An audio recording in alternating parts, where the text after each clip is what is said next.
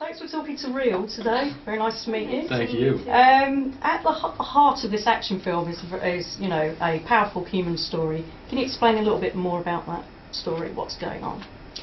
I think at the heart of this movie is a love story, a very powerful one, and also the message that about all people coming together from different places, different races coming together for a good cause, and I think how far one will go for love or for something good. Absolutely. I think that's the core of the film, and I think that aspect of it actually makes it a very universal film. I think there's a piece of that that everyone can connect with it at some point or another. What attracted you to the characters dressing up in bits of skin and probably itchy dreadlocks? Did you like the dreadlocks? Yeah, I mean, when it was cold, it made your head warm. But you know, I think, you know, in terms of the clothes and the dreadlocks and the environment, I think most of all, it really put us in a place where we needed to be in the moment for what we were doing. Because I mean, you look in the mirror and it looked nothing like you.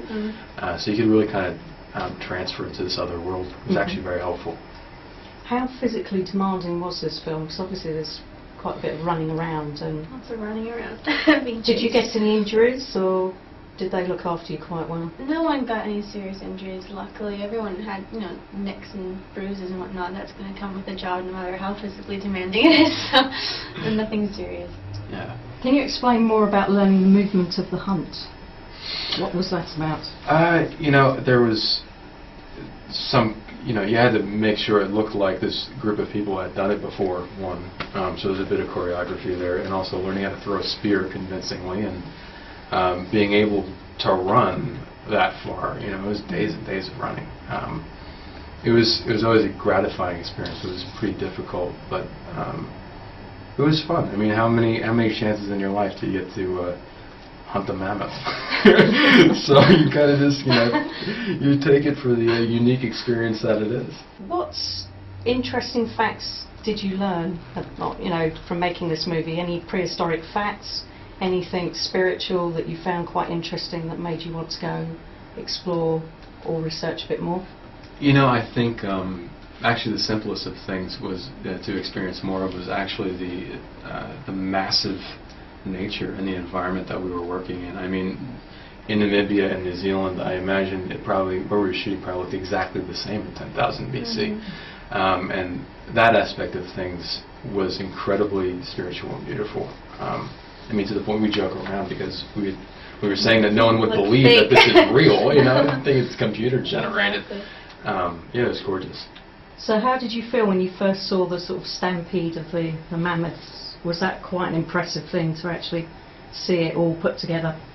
Definitely. I think we both saw the film at the same time, and afterwards we were just going on and on about how shocked we were that the animals looked so realistic. It was so beautiful. You even see them saying the water on the saber-toothed tiger. You know, it's just every single detail is captured, and they look really real.